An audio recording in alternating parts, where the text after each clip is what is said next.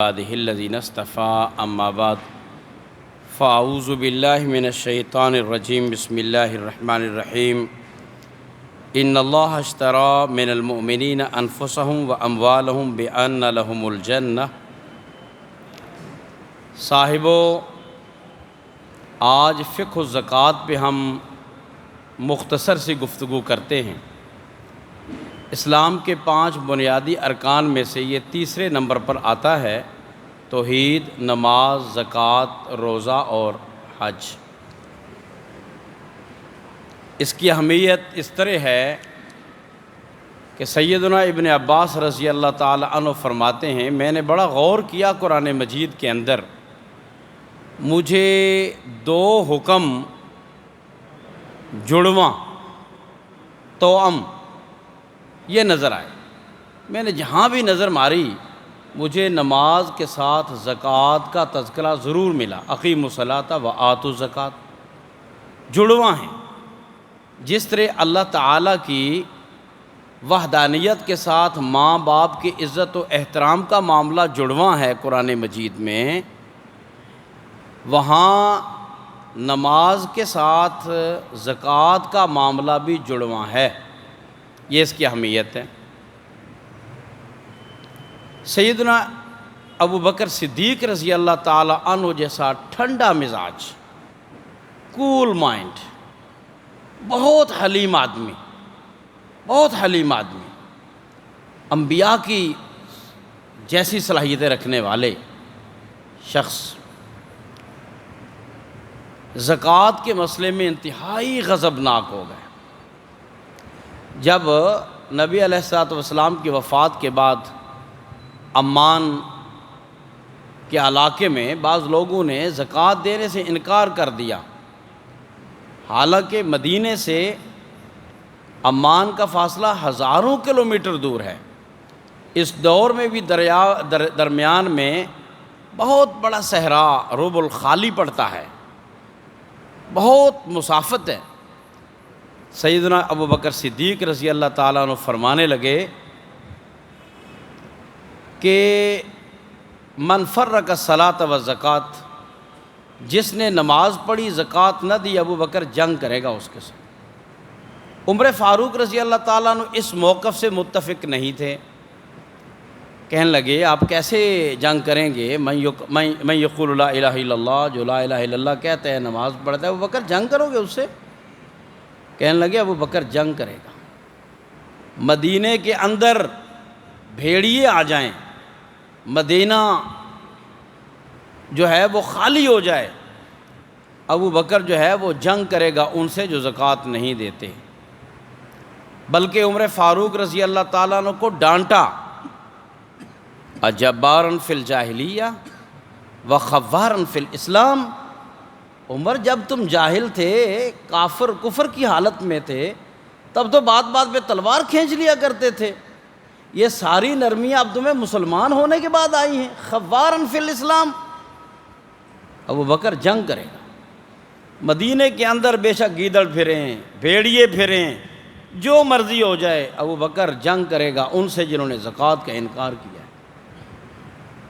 نماز اس بات کا اظہار ہے کہ مومن کے جسم پہ اللہ کا حکم چلتا ہے۔ زکوٰۃ اس بات کا اظہار ہے کہ مومن اسلامی گورنمنٹ کے سامنے بھی سرنگو ہے، اولی الامر کی بات مانتا ہے۔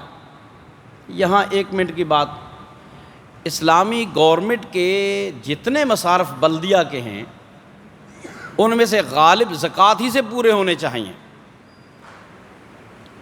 بہت کم جگہ پہ کچھ ٹیکسز ہونے چاہیے، لیکن اب تو خیر یہ معاملہ ہی نہیں ہے، اب تو معاملہ ہی کچھ دوسرا ہو گیا ہے۔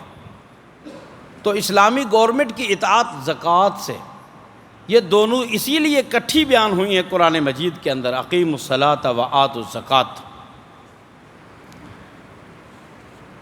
اور اس کی وعید بھی بہت زیادہ جو نہیں دیتا، وہ بھی بڑی تفصیلی روایتوں کے اندر قرآن مجید کے اندر، یوم یحمى علیہا فی نار جہنم فتقویٰ بہا جباہہم وجنوبہم وظہورہم ھذا ما کنزتم لانفسکم فذوقوا ما کنتم تکنزون۔ جو زکوٰۃ نہیں دیتے ان کے مال کو اللہ تعالیٰ کسی میٹل اور دھات میں تبدیل کر کے جہنم کی آگ پہ اس کی سلے بنا کر ان کے چہروں کو، ان کی پیٹھ کو، ان کی دونوں سائیڈوں کو داغا جائے گا، اور ساتھ فرشتے یہ کہیں گے ھذا ما کنزتم لانفسکم، دنیا میں یہ خزانہ ہے جو تم جمع کرتے رہے، اب یہ تمہارا حشر بن رہا ہے، فذوقوا ما کنتم تکنزون۔ چونکہ نبی رحمت صلی اللہ علیہ وآلہ وسلم کا فرمان ہے، معاشرہ جیسے جیسے قیامت تک کی طرف بڑھتا چلا جائے گا، لوگ بخیل ہو جائیں گے، لوگوں کے اندر بخل آ جائے گا، زکوٰۃ کی ادائیگی موقوف ہو جائے گی، لوگ کنجوس ہو جائیں گے، غریبوں کے اندر قناعت نہیں رہے گی، وہ اپنی خودی بھول جائیں گے، امیروں کے اندر کنجوسی، بخل، مال سے محبت، اپنے اوپر خرچ کر دینے کا جذبہ، اور غریب کے اندر قناعت نہیں رہے گی، اس کے اندر جو ہے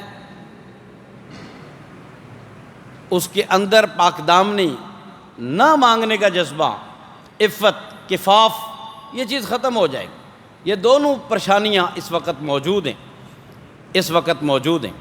تو میں نے آج جو چند باتیں کی ہیں وہ مسائل سے قطع نظر میں نے اپنے آپ کے اوپر پابندی لگا کر میں آیا ہوں کہ میں یہاں آپ کو اسرار اور حکمتوں کی کچھ باتیں کروں۔ یہ باتیں جو میں کر رہا ہوں بکھری ہوئی قاضی ایاز کی کتاب میں، علامہ طیبی کی شرح میں، حجت اللہ البالغہ کے اندر، اور امام غزالی کی احیاء علوم الدین، تو ابھی میں دیکھ کے آ رہا ہوں احیاء علوم الدین میں فقہ الزکوٰۃ کے طور پر امام صاحب نے یہ باتیں کی ہیں۔ تو میں بھی آج اسرار و رموز کی بات کروں گا، مسائل کو تو آپ جانتے ہیں اس کو نہیں چھیڑوں گا۔ اس میں غلے میں عشر ہے 10واں من یا 20واں من، یہ زمینوں کے اعتبار سے اس کی تفصیل آتی ہے فقہ کی کتابوں کے اندر۔ کیوں؟ بس اوقات چبھتا ہے دہقان کو، کسان کو کہ 10واں من یار، 20واں من اٹھا کر میں دے دوں اللہ کے راستے میں، آگے اس کے مصارف موجود ہیں، وہ میں نہیں بیان کرتا، وہ علماء بیان کرتے رہتے ہیں، وہ بات بہت تفصیل میں چلی جائے گی۔ لیکن اس کا یہ پہلو اگر میرے اور آپ کے سامنے ہو کہ یہ زمین کس کی؟ اللہ کی۔ اس کے اندر جو نمو کی صلاحیت ہے وہ کس نے عطا کی؟ اللہ نے۔ بھائیو یہ زمین اگر تھوڑی سی زیادہ گیلی ہو جائے، سیم زدہ ہو جائے تو یہ پھر بھی خراب، وہ دانہ بھی آپ کا ختم ہو جائے گا۔ اگر یہ سخت ہو جائے، سنگلاخ ہو جائے، پتھریلی ہو جائے تو پھر بھی آپ کی گندم ضائع ہو جائے گی، بیج ضائع ہو جائے۔ یہ کتنی سخت ہے، اس کے اوپر آپ عمارتیں بنا دیتے ہیں۔ اللہ اسے زمین کو کتنا نرم کر دیتا ہے کہ 3-4 انچ سے کونپل نکل جاتی ہے، وہ سوئی سے زیادہ کمزور ہوتی ہے، ہلکا سا ہاتھ کا دباؤ وہ کونپل نہیں سہ سکتی، لیکن اللہ تعالیٰ زمین کو حکم دیتے وہ ہٹتی چلی جاتی۔ اس سے پہلے جو ابوالکلام آزاد نے ترجمان القرآن کے مقدمے میں باتیں کی ہیں، ربوبیت کے تقاضوں میں رب کون ہوتا ہے، کہا جٹ کو پتہ ہی نہیں، اس نے چھٹا کہاں مار دیا، قدرت نے اپنے سارے لاؤ لشکر لگا کے رکھ دیے کہ میرے بندے نے چھٹا مارا ہے گندم کا، اسے تو پتہ ہی نہیں ہے کہاں کہاں دانا چلا گیا، کس کس جگہ پہ چلا گیا۔ میرے لشکروں اس دانے کو ضائع نہیں ہونے دینا، ضائع نہیں ہو دینا۔ کبھی کبھی اللہ تعالیٰ حکم دیتے کیڑیوں کو کھا جاؤ، یہ بڑا 30 مار خانہ بن جائے، یہ سرتابی نہ کرے، اس کو پتہ چلے پیچھے میں مدبر الامور ہوں، میرے اختیارات ہیں۔ فلاسفہ کی طرح ایسا نہیں ہے کہ میں کائنات بنا کے الگ تھلگ ہو کے بیٹھ گیا ہوں۔ مشہور عقیدوں میں سے جو ہم آپ کو مولوی بتاتے ہیں نا، وہ جو اہل سنت کا عقیدہ ہے کہ اللہ نے کائنات بنائی، اس سے الگ تھلگ نہیں ہو گیا، انوالونگ جاری ہے، ہر کام کے پیچھے اللہ کا ہاتھ ہے، وہ مصرف الامور ہے، وہ مدبر الامور ہے۔ فلاسفہ کہتے ہیں اللہ نے کائنات بنائی، اللہ کا کوئی تعلق ہی نہیں ہے، صلی اللہ خیر صلی اللہ، جیسے مستری جو ہے کام کرتا ہے، کام ختم ہو گیا، مالک کا مکان ہے، جو مرضی گرائے کل کو پھر گرا دے۔ یہ غلط ہے، یہ ایسا نہیں ہے۔ اللہ بتاتے کہ میں ہوں. بہرحال پھر پانی کس کا؟ پانی اللہ تعالیٰ کا. سورج کس کا؟ اس کی تمازت وہ اللہ تعالیٰ کی. اگر وہ تھوڑی سی زیادہ ہو جائے جل جائے، اگر وہ کم کر دے کوئی چیز کچی رہ جائے. ایک خاص پہلو پہ تمازت. اگر مجھے اور آپ کو فصلوں کو پکانا پڑے ہیٹر پہ یا اپنے کسی گرمی کے نظام پہ تو نہیں پکا سکیں گے. اتنے لاکھوں ایکڑ زمینیں کیسے پکائیں گے ہم غلے کو؟ اگر ان کو پانی ہمیں لیبارٹری میں بنانا پڑ جائے یا ہمارے بایو کے اصول کے مطابق، تو ہم تو اپنے پینے کے لیے نہیں بنا سکیں گے. اتنی زیادہ فصلوں کو کیسے اس اصول کے تحت ہم پانی دے سکیں گے؟ نہیں ہو سکتے معاملے. پھر کوئی بھی فصل ہے جس کے اندر گودا پڑتا ہے وہ چاند کی روشنی کا ہے. پھر وقت پہ ہوائیں جو ہیں وہ اس کا ناڑ کو پکاتی ہیں. یہ سارے لشکر، یہ صلاحیت، یہ ساری جو ہے اللہ تعالیٰ نے دیا. اس لیے 10واں من میرے بندے میرے سپرد کر دے. وہ بھی میرے سپرد کیا کرنا ہے؟ وہ عرش پہ تھوڑی جانی ہے. وہ بھی اپنے اداروں کو دینی ہے، وہ اپنے ہی یتیموں کو دینی ہے، وہ اپنے ہی مساکین کو دینی ہے. وہ رفاع عامہ کے طور پر تیرے اوپر ہی پلٹ آئے گی. تیرے ادارے چلنے ہیں، تیرے فاؤنڈیشن چلنے ہیں.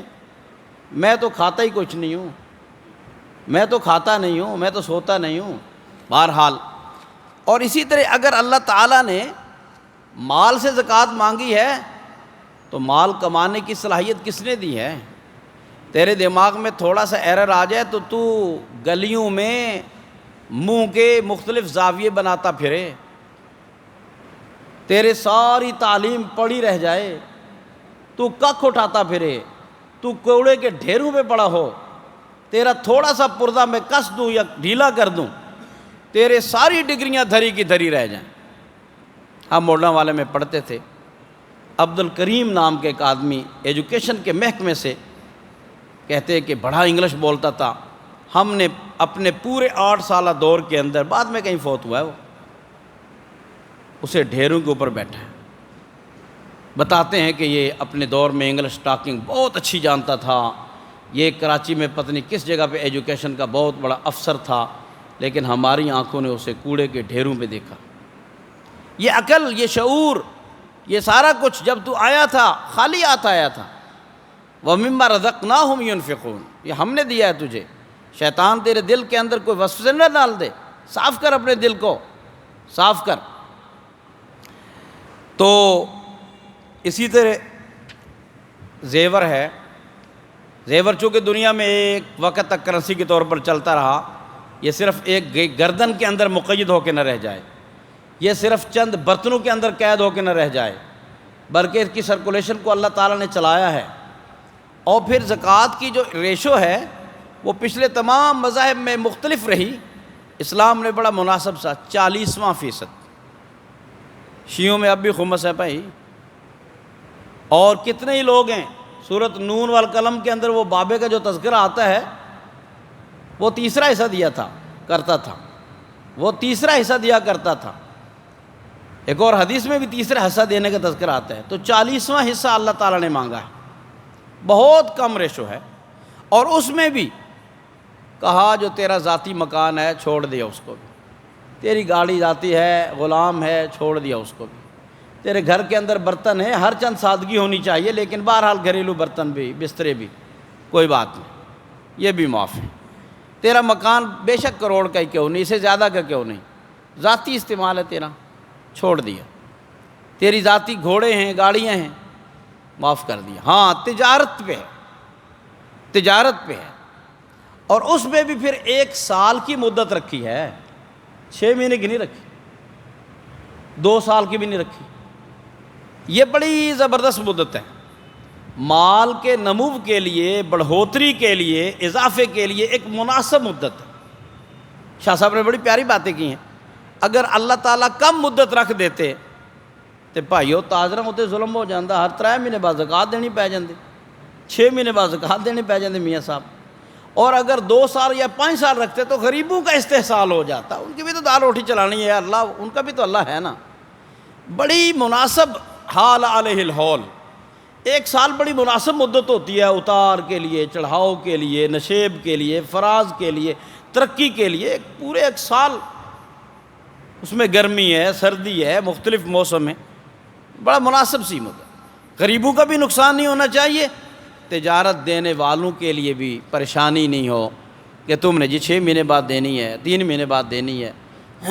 اس کے اوپر بھی نصاب رکھ دیا ہے، ہر چیز کا نصاب ہے، بکریوں کا، جانوروں کا، نوٹوں کا، چاندی کا، سونے کا، ہر چیز کا ایک نصاب ہے۔ نصاب سے کم پر نہیں ہے، 5 وسق غلہ اسے کم پر نہیں ہے، 5 اوقیہ چاندی اسے کم پر نہیں ہے، اتنے مسکال سونا اس کے کم پر نہیں ہے، اس کے کم پر یار چلو ٹھیک ہے، گھریلو معاملہ ہے، خیر ہے۔ یہ پہلو بھی ساتھ رہیں، فقہ و زکوٰۃ کے اندر یہ پہلو بھی ساتھ رہیں۔ تنگ نہیں کیا کہ تیرے پاس 1 روپے اس میں بھی دے، نہیں اس میں نہیں۔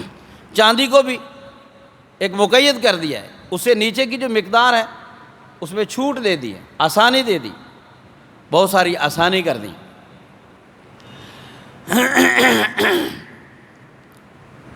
یہ اس حوالے سے امام غزالی رحمہ اللہ تعالیٰ نے جو چند ایک باتیں کی ہیں وہ یہ ہیں۔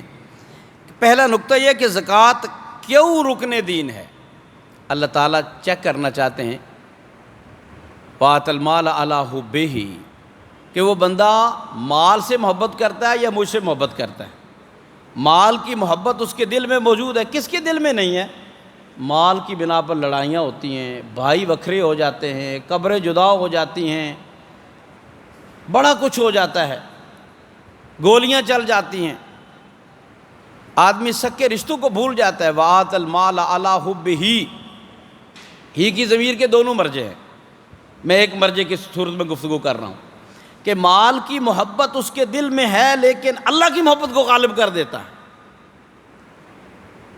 عَلَىٰ حُبِّهِ، مال کی محبت ہے، کیوں نہیں، فطری طور پہ مال کی محبت رکھی ہے اللہ تعالیٰ نے، لیکن مال کی محبت کو قربان کر دیتا ہے۔ یہ تیرا اور میرا امتحان ہے، یہ تیرے اور میرے دل کی چیکنگ ہے کہ تو اپنے کاز پہ، مشن پہ اپنے رب کے ساتھ محبت کرتا ہے۔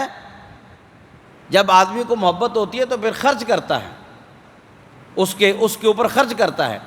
تو اس کے اوپر یہ بات امام غزالی رحمہ اللہ تعالیٰ نے لکھی ہے کہ یہ عزیز ترین مال کبھی جانور کے گلے پہ قربانی پھرواتے ہیں، اور اگر مال سینتنا شروع کر دو تو قومیں تباہ ہو جاتی ہیں۔ نبی علیہ الصلوۃ والسلام نے فرمایا کہ پہلی قومیں اس بنا، ایک دفعہ صحابہ کرام بڑے پریشان تھے، آپ نے صاف صاف فرما دیا للفقر اخشى علیکم، میرے صحابہ یہ دور بڑے فقر کا ہے، ایک ایک کھجور پہ گزارا کر رہے ہو، اور میرے زیادہ تر معجزات جو ہیں وہ کھانے پینے کے حوالے سے ہی ہیں، کیونکہ غربت کا دور تھا، اللہ کے نبی کھانا مک گیا، زاد راہ نہیں ہے، زاد راہ بڑھ گیا، پانی نہیں ہے، پانی بڑھ گیا، آپ کے زیادہ معجزات اسی قسم کے۔ فرمایا للفقر اخشى علیکم، میرے صحابہ مجھے تمہاری اوپر فقر کا کوئی ڈر نہیں اپنی امت کے بارے میں، مجھے جس بات کا ڈر ہے ولیکن اخشى علیکم ان تبسط الدنیا کما بسطت علی من کان قبلکم فتنافسوها کما تنافسوها، مجھے ڈر ہے ابھی چند سالوں بعد عمر فاروق کا دور شروع ہونے والا ہے، دنیا تمہارے اوپر امٹ آئے گی، ولیکن تبسط علیکم الدنیا، دنیا تمہارے اوپر کھول دی جائے گی، کما بسطت علی من کان قبلکم، جس طرح پہلی امتوں کے اوپر دنیا کھول دی گئی، فتنافسوها، تم اس میں رغبت کرو گے، تنافس کرو گے، جس طرح انہوں نے رغبت کی ہے، بخل کا شکار ہو جاؤ گے، قتل و غارت کرو گے، حقوق کی ادائیگی چھوڑ دو گے، اور مالداری کی تمہارے اندر جراثیم اور خرابیاں آ جائیں گی، تم سہل ہو جاؤ گے، رب کی عبادت پہ کھڑے نہیں ہو سکو گے، تم رب کی بندگی پہ کھڑے نہیں ہو سکو گے، تمہیں روزہ دوبر لگے گا، تمہیں نماز دوبر لگے گی، تمہیں قیام دوبر لگے گا۔ ولیکن اخشى علیکم ان تبسط علیکم الدنیا کما بسطت علی من کان قبلکم فاہلکتکم کما اہلکتہم، یہ دنیا اس طرح تباہ کر دے گی تم کو جس طرح اس طرح پہلی امتوں کو تباہ کر دے۔ اور ایک جگہ پہ فرمایا آپ علیہ الصلوۃ والسلام نے اللہ اپنے پیارے بندوں کو مال کی کثرت سے اس طرح بچاتا ہے جس طرح تم اپنے نمونیے کے مریض کو پانی سے بچاتے ہو۔ اور مسند احمد کی روایت کے اندر آتا ہے ان اللہ یؤتی الدین الا لمن یحب، اللہ دین کی سمجھ، دین کے اوپر چلنا، دین کے اوپر پریکٹس اسی کو دیتا ہے جس سے محبت کرتا ہے۔ وَيُؤْتِ الدُّنْيَا لِمَنْ يُحِبُّ وَلِمَنْ لَا يُحِبُّ، دنیا دونوں کو دیتا ہے، جس سے محبت کرے۔ دنیا کا ملنا اللہ کی محبت کی دلیل نہیں ہے۔ ہم تو کہتے ہیں نا اللہ بڑا راضی ہوتا، بڑا کاروبار چلتا ہے، یہ بات نہیں ٹھیک دینی اعتبار سے۔ اگر یہی بات ہے تو قارون، سچی بات یہ ہے کہ دنیا کے کنارے تک قارون جیسا بندہ نہیں آئے گا۔ میں تفصیل میں نہیں جانا چاہتا، تفصیل میں، بلکہ قرآن نے بیان کر دیا۔ یہ بڑا پیارا دلیل آ گئی ذہن میں، وَمَا بَلَغُوا مِعْشَارَ مَا آتَيْنَاهُمْ، اللہ مکے والوں کو مخاطب ہیں، اور مکے والے ہو ہمارے نبی کی بات نہیں مانتے، تم کیا چھوٹے چھوٹے چودھری ہو، تمہارے علاقے میں تو زراعت نہیں ہوتی، یہ شام اور یمن کی شاہراہ نہ ہو، یہ تجارتی سفر نہ ہو تو تم بھوک سے مر جاؤ، تم بڑے 30 بار خواہ بنے ہوئے ہو۔ وَمَا بَلَغُوا مِعْشَارَ مَا آتَيْنَاهُمْ، جو ہم نے پہلی قوموں کو مال و دولت دیا تم تو 10ویں حصے میں بھی نہیں ہو۔ قرآن کہتا ہے تم تو 10ویں حصے، معشار عشر سے، تم تو 10ویں حصے میں بھی نہیں ہو، تم کیا چیز ہو۔ بلکہ ایک قول کے مطابق یہ پوری دنیا کو کہا گیا۔ قارون کی ٹکر کا امیر نہ بل گیٹس ہے نہ کوئی اور ہے۔ پاکستان کے امیروں کا کیا نام لیں؟ ریاض ملک کو کس کھاتے میں رکھیں؟ میاں منشا کو کس کھاتے میں رکھیں؟ سیٹھ عابد کا نام لیا جاتا تھا، اب تو وہ بھی منو مٹھی میں چلا گیا۔ اور فیصل آباد کے سہگلوں کا کیا تذکرہ کریں؟ لاہور کے قزل باشوں کا تذکرہ کیوں کریں؟ کراچی کے میمنوں کا تذکرہ کیوں کریں؟ میمن صاحب، کراچی کے میمنوں کا تذکرہ کیوں کریں؟ عرض یہ ہے کہ وَمَا بَلَغُوا مِعْشَارَ مَا آتَيْنَاهُمْ، اور تم 10ویں حصے کو بھی نہیں پہنچے جو پچھلی قوموں کو ہم نے دے دیا ہے۔ ہمیں تو ویسے ہی وہ نوٹ ہیں بہلانے کے لیے، میٹل تو ہے ہی نہیں، سونا چاندی تو ویسے ہی نہیں ہے۔ بہرحال قصہ مختصر یہ ہے کہ اللہ تعالیٰ ان اللہ یؤتی الدین الا لمن یحب، دین اس کو دیتا ہے عمل کرنا جس کو محبت کرتا ہے۔ ویؤتی الدنیا لمن یحب ولمن لا یحب، دنیا کا اصول ہے اللہ تعالیٰ سب کو دیتا ہے، جس سے محبت کرتا ہے اس کو بھی دیتا ہے، جس کو محبت نہیں کرتا اس کو بھی۔ جبریل آئے، اللہ کے نبی، بڑی غربت ہے، آپ کے صحابہ بھی بہت پریشان ہیں، حکم ہو تو یہ احد پہاڑ سارا ہی سونے کا بنا دوں۔ اللہ تعالیٰ کی طرف سے آیا، اللہ نے کلمہ کن کہنا ہے، یہ 7 کلومیٹر لمبا، 3 کلومیٹر چوڑا۔ قاری سراج صاحب، بعض جگہ پہ 1000 فٹ بلند ہوتا ہے، بعض جگہ پہ 700 فٹ بلند ہوتا ہے۔ میں نے لمبائی بھی بتا دی، چوڑائی بھی بتا دی، اونچائی بھی بتا دی۔ 7 کلومیٹر ہے جو ہم کتابوں میں پڑھتے ہیں، اطلس القرآن وغیرہ میں، سارا ہی سونے کا بنا دیں۔ تو ٹنوں کی تو بات ہی نہیں ہے، آپ تو پھر اوپر ہی نکل جائے۔ فرمایا نہیں، جو حالت چل رہی ہے میں اسی پہ رہنا چاہتا ہوں، ایک دن ملے شکر کروں، ایک دن نہ ملے اللہ تیری یاد کروں۔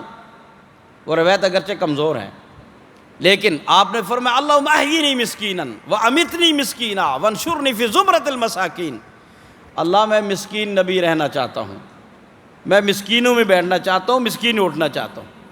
اور نبی علیہ السلام کے ایک اور فرمان ہے ابغونی فی ضعفائکم، اس کے 2 مفہوم ہیں۔ ایک مفہوم نبی علیہ السلام کے ساتھ خاص ہے، ایک اب اس پہ ہم بھی فائدہ لے سکتے ہیں۔ محدثین نے 2 مفہوم بیان کیے ہیں۔ ابغونی فی ضعفائکم،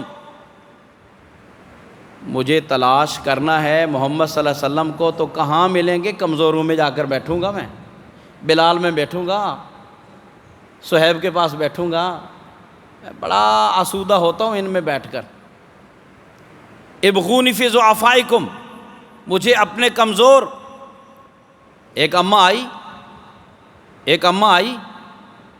نبی علیہ السلام نے سر جھکا کے بات سنتے رہے، کہا اماں جہاں چاہے جس گلی میں چاہے تیری بات سن سکتا ہوں۔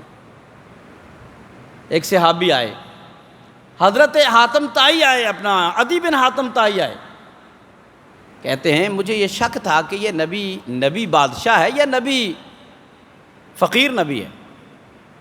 یہ میرے اندر ایک چل رہا تھا کہ دیکھوں آپ کو کسی عمل سے.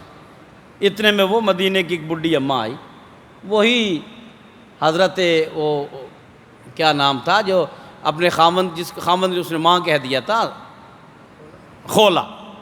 شاباش، ماشاء اللہ. خولا آئی، کمزور سی عورت. نبی صلی اللہ علیہ وسلم نے سر جھکا کے بات سنی، بڑے ہی تسلی سے بات سنی. فرمایا مجھے کلیئر ہو گیا. عدی کہتے ہیں مجھے کلیئر ہو گیا کہ اتنی عاجزی نبی فقیر کے اندر ہی ہو سکتی. آپ چلی گئی. آپ نے فرمایا یہ خولا تھی، اس کی بات تو اللہ نے 7 آسمانوں پہ سنی، محمد کیوں نہ سنے اس کی بات صلی اللہ علیہ وسلم. تو آپ دوسرا اس کا مفہوم یہ ہے، ابغونی فی ضعفائکم. لوگو اگر تم مجھے ملنا چاہتے ہو، اگر تمہیں یہ چاہیے کہ محمد صلی اللہ علیہ وسلم کی محبت حاصل ہو، تو اپنے گرد و پیش ضعیف اور کمزور لوگوں کی مدد کرو، میں مل جاؤں گا تمہیں. یہ ایک مفہوم تو اب بھی اس پر ہم عمل کر سکتے ہیں نا. ابغونی فی ضعفائکم، تم مجھے اگر ڈھونڈنا چاہتے ہو، مجھے ملنا چاہتے ہو، میرے تک پہنچنا چاہتے ہو، جنت میں میرے ساتھی بننا چاہتے ہو، پھر کیا کرو؟ ابغونی فی ضعفائکم، اپنے ضعیف رشتہ دار، ضعیف محلے دار، ضعیف تمہارے گرد و پیش والے، ان کی پاس جاؤ. کبھی ضعیف کمزور کالونی میں چلے جاؤ، رب کے شکر کے جذبات کبھی موڑ دو اپنی کار کو ادھر جاؤ. مدینہ کالونی میں زندگی کہاں رکی ہوئی ہے؟ بڑے بڑے گلبرگوں میں، جوہر ٹاؤنوں میں، گل گشتوں میں رہنے والوں اور باؤنڈری وال میں رہنے والوں، کبھی چلے جاؤ، عبرت کے لیے چلے جاؤ. دیکھے مجھے جو دیدہ عبرت نگاہ ہو. کبھی موڑ دو اپنے اس گاڑی کو اس طرف، کمزور کالونیوں کی طرف. وہاں زندگی کیسے سسک رہی ہے، وہاں زندگی کیسے بلک رہی ہے، تاکہ رب کے شکر کے جذبات تمہارے دل کے اندر امڈ آئیں. تو فرمایا عزیز ترین مال اسے دستکش ہو جانا، اللہ کے راستے میں دے دینا. زکوٰۃ لاکھوں میں کروڑوں میں بنتی ہے، اور پھر زکوٰۃ اولئک هم المضعفون، یہ تمہیں میں نے ریٹرن کرنا ہے، دگنا چگنا کرنا ہے. بلکہ محدثین نے جو ہمیں کان کھینچے نا ہمارے کہ تم جو دگنا چگنا مانا کرتے ہو یہ صحیح نہیں مانا کرتے. ٹھیکیدار صاحب، مضعفون، اضعاف بڑھتا چلا جائے، یہ ملٹی پلائی ہوتا چلا جائے، جس کی کوئی حد نہیں ہے. 700 گنا تو اللہ نے خود کہا نا، 7 سنبل 7 سٹے، واللہ یضاعف لمن یشاء. لفظ یضاعف وہاں بھی آیا ہے. اللہ بڑھاتا چلا جاتا ہے، جتنے تمہارے دل کے اندر گہرائی ہوگی اتنا بڑھتا چلا جائے گا، اتنا بڑھتا چلا جائے گا. مضعف کا معنی 2 چند، 2 گنا، 3 گنا. 2 گنا تو یہ نا 2 دیے 4 ہو گئے، 4 دیے 8 ہو گئے. یہ چھوٹا معنی ہے. قرآن کے اسلوب اور اضعاف کے معنی اور لغت کے لحاظ سے چھوٹا معنی ہے. یہ بڑھتا چلا جائے، یہ آگے بڑھتا چلا جاتا ہے، آگے بڑھتا چلا جاتا ہے. ان اللہ اشتری من المؤمنین انفسهم واموالهم بان لهم الجنہ، میں نے جنت دینی ہے تمہیں تمہارے مالوں کی بنا پر. تو یہ پہلا فائدہ ہے، پہلا نکتہ ہے کہ آدمی اپنی اس قیمتی متاع جس کی بنا پہ آدمی سانپ بن جاتا ہے، بچھو بن جاتا ہے، جی گنجا پھنیر سانپ بن جاتا ہے انسان کے اندر. کہاں ابن قیم یاد آ گیا. ابن قیم کہتا ہے لوگوں قیامت کے قریب تو مسخ ظاہری ہوگا، واقعی لوگوں کی شکلیں اللہ مسخ کر دیں گے. لیکن اس سے بہت پہلے اغاثۃ اللحفان کے اندر یہ بحث ہے، غور کیجئے میرے لفظوں پہ. اس سے پہلے مسخ باطنی ہو جائے گا. عبداللہ اوپر سے انسان ہوگا، اندر سے بھیڑیا ہوگا، 2 ٹانگوں والا بھیڑیا، 2 ٹانگوں والا بھیڑیا. مسخ باطنی، اللہ معاف فرمائے، ہمارا مسخ ہو چکا ہے اندر. ہمارے اندر سے نرمی، رفقت، آسانی، انسانیت ختم ہو گئی ہے. ہماری آنکھوں کے اندر وہ نہیں رہے احترامات، وہ تقدیسات نہیں رہے. ہمارا دل سخت ہو گیا ہے، اور اشد و قسوہ، پتھر سے زیادہ سخت. ہمارے اندر بھائی باطنی مسخ ہو چکا ہے. سانپوں کو یہ کہہ کے بند کر دیا سپیروں نے، ہیں شاہد کمال نہیں کر دیا.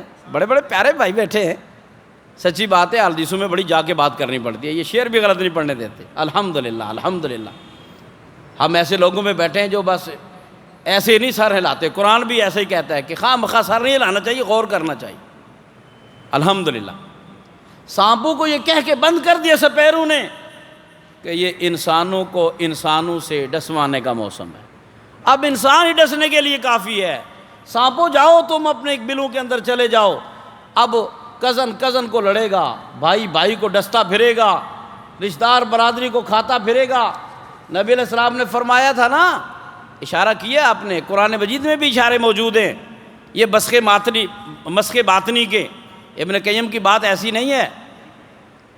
آپ نے فرمایا 2 بھوکے بھیڑیے اگر بکریوں کے ریوڑ میں چھوڑ دیے جائیں، ما افسدا بغنم، اتنا نقصان وہ نہیں کرتے جتنا بندہ کرتا ہے، اپنے چھوٹے سے فائدے کے لیے پورے محکمے کو تباہ کر دیتے، پورا جنگل کو آگ لگاتا ہے اپنے صرف 2 درختوں کو چھپانے کے لیے۔ نہر دے کنارے 2 درخت پٹے، آگ لا چھڈی، 30-40 تک سڑ جان تاکہ مقدمہ نہ بنے۔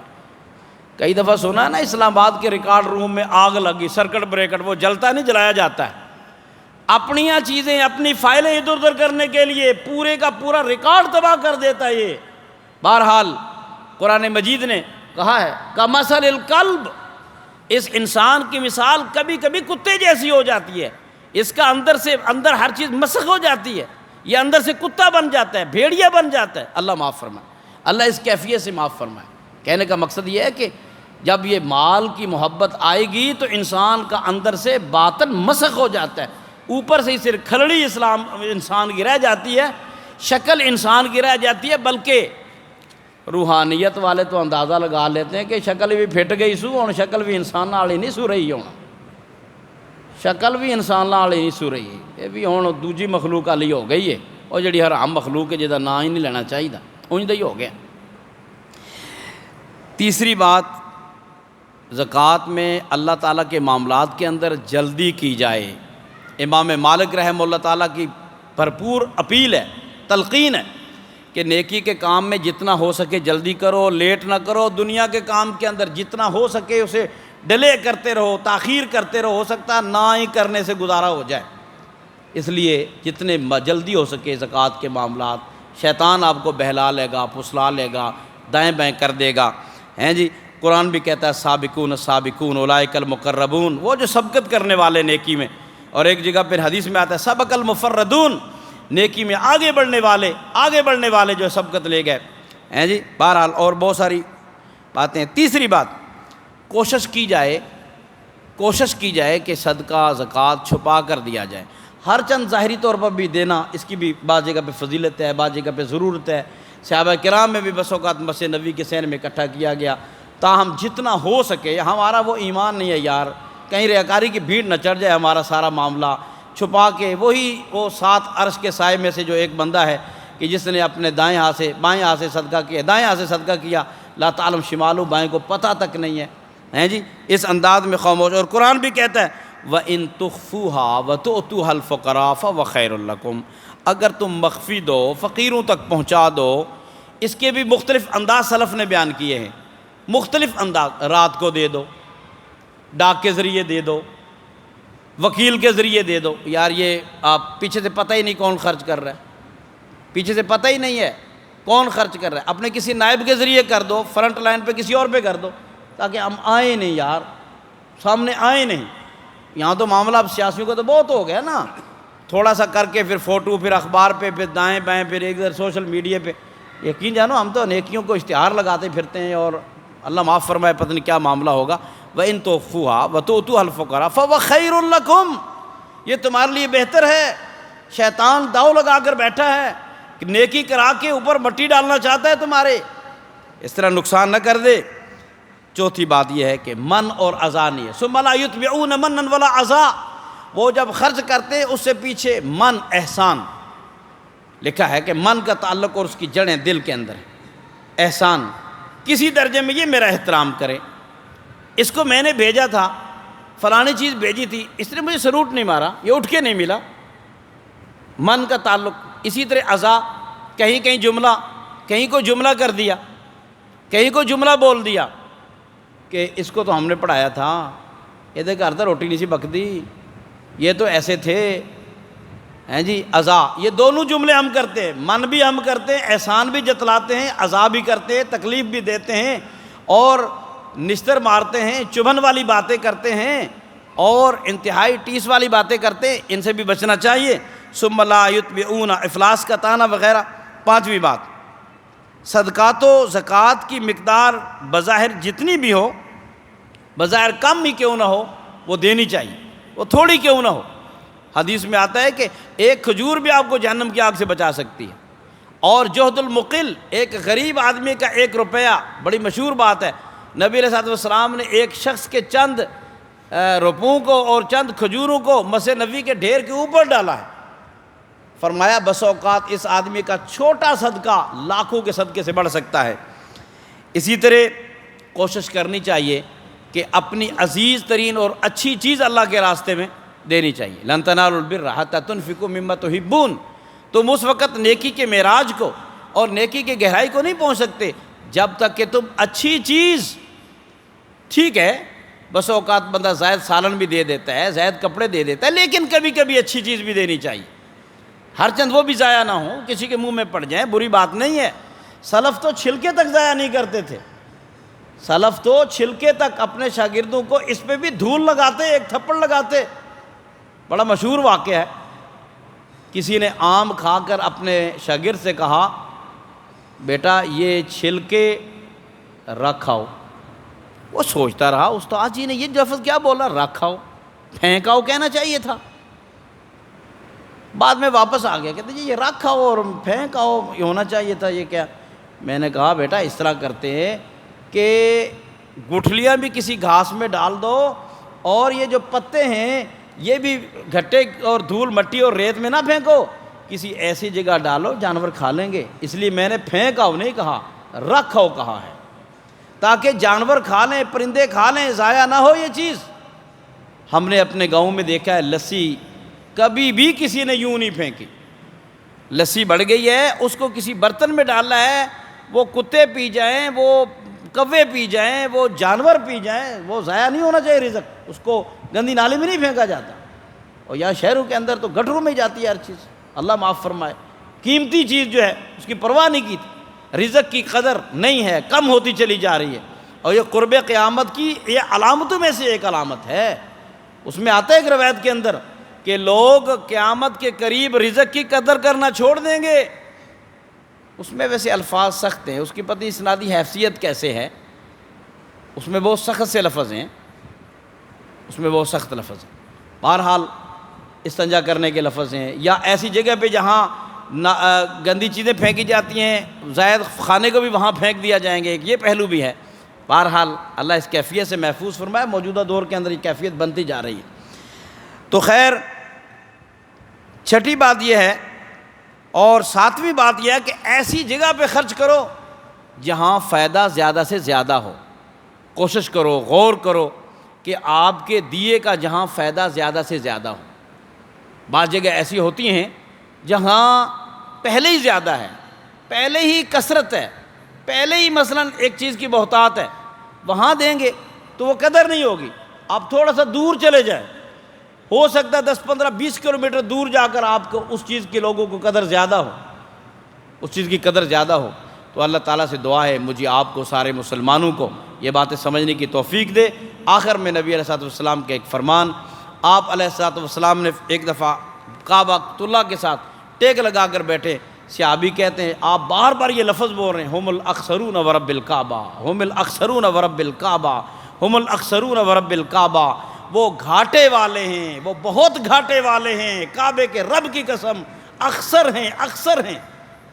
اسم تفضیل کا آپ نے سپرلیٹر ڈگری استعمال کی، گھاٹے والے نہیں، اکثرون، بہت گھاٹے والے۔ صحابی کہتے میں آ رہا تھا، میرے تو پاؤں نیچے سے زمین نکل گئی کہ مجھے دیکھ کے یہ کہیں کہہ رہے ہیں، غالباً عبداللہ بن مسعود تھے، اکثرون ورب الکعبہ۔ میں نے کہا اللہ کے نبی من ہم، کون ہیں وہ، کون ہے جن کے بارے میں آخری نبی کعبۃ اللہ میں بیٹھ کے ٹیک لگا کے بار بار کہہ رہے ہیں ہم الاکثرون ورب الکعبہ، ہم الاکثرون ورب الکعبہ، خابوا و خسروا یا رسول اللہ۔ اللہ کے نبی ان کا تو کباڑا ہو گیا، اللہ کے نبی خابوا و خسروا، تباہ ہو گئی ان کی دنیا، تباہ ہو گئی ان کی آخرت۔ آخری نبی اتنا شدت والا تبصرہ کر رہا ہے، کون ہے اللہ کے نبی؟ یہ کون ہے؟ خابوا و خسروا۔ فرمایا الا من قال بیدی ہاکذا و ہاکذا و ہاکذا و ہاکذا، جس نے مٹھے بھر بھر کر دیا وہ بچ گیا، وگرنہ تباہ و برباد ہو گئے، نسلیں خراب ہو جائیں گی۔ یہ مال اپنے اندر ہزاروں آفتیں لے کے آتا ہے، یاد رکھو، ہزاروں آفتیں لے کے آتا ہے۔ یہ دین سے دور کر لیتا ہے، یہ غیرت سے دور کر دیتا ہے، یہ سخت دل کر دیتا ہے۔ ہمیشہ اولیاء اللہ نے اس سے پناہ مانگی ہے، اس سے دور رہنے کی کوشش کی ہے۔ یہ واقعی جو من قال ہاکذا، جو بکے بھر بھر کے دیں گے وہی بچیں گے، باقی سارے تباہ و برباد ہو جائیں گے، اکثر ہیں گھاٹے والے ہیں۔ صوفیاء نے ایک مثال دی ہے اور بڑی پیاری مثال ہے۔